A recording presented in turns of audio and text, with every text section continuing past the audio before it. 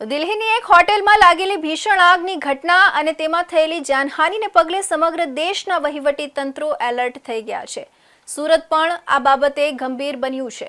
સુરત શહેરમાં ભવિષ્યમાં આવી કોઈ અનિચ્છનીય ઘટના ન ઘટે તે માટે તકેદારીના ભાગરૂપે સુરત મહાનગરપાલિકાના ફાયર વિભાગ દ્વારા સમગ્ર શહેરમાં આવેલી નાની મોટી હોટલો, ગેસ્ટ હાઉસ અને રેસ્ટોરન્ટ્સમાં વ્યાપક તપાસ દોર શરૂ કરી દેવામાં આવ્યો છે।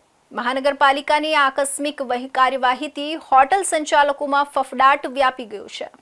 દિલ્હીની ઘટનાના તુરંત બાદ સુરત મનપા દ્વારા કડક આદેશો જાહેર કરવામાં આવ્યા હતા। આ આદેશ અન્વયે ફાયર બ્રિગેડના ઉચ્ચ અધિકારીઓની આગેવાનીમાં અલગ અલગ ઝોન વાઇઝ વિશેષ ટીમોનું ગઠન કરવામાં આવ્યું છે। આ ટીમો દ્વારા કોઈપણ પૂર્વ સૂચના આપ્યા વગર જ શહેરની હોટલોમાં સીધી તપાસ હાથ ધરવામાં આવી રહી છે। તપાસ દરમિયાન હોટલના લાયસન્સથી લઈને ફાયર ઓથોરિટી દ્વારા આપવામાં આવતી એનઓસીની પણ બારીકાઈથી ચકાસણી કરવામાં આવી રહી છે। ફાયર વિભાગની ટીમો જ્યારે હોટલોમાં તપાસ માટે પહોંચી રહી છે ત્યારે માત્ર કાગળો જોવાની જગ્યાએ ગ્રાઉન્ડ લેવલ પર લાઈવ ટેસ્ટિંગ કરવામાં આવી રહ્યું છે।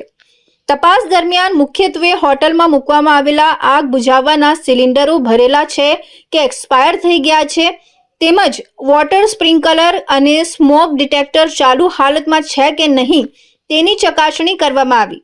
આગ લાગે ત્યારે ગ્રાહકોને તાત્કાલિક બહાર નીકળવા માટેનો કટોકટીનો રસ્તો ખુલ્લો છે કે ત્યાં કોઈ સામાન મૂકીને બ્લોક કરી દેવાયો છે।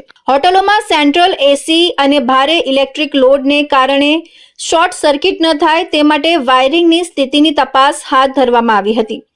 આ તપાસ ઝુંબેશના ભાગરૂપે ફાયર વિભાગની એક વિશેષ ટીમે શહેરના હબ ગણાતા અને પશ્ચિમ તથા દક્ષિણ પશ્ચિમ ઝોનને જોડતા વીઆઈપી રોડ વેસુ વિસ્તારમાં આવેલી એક પ્રતિષ્ઠિત હોટલમાં દરોડા જેવી કાર્યવાહી કરી હતી।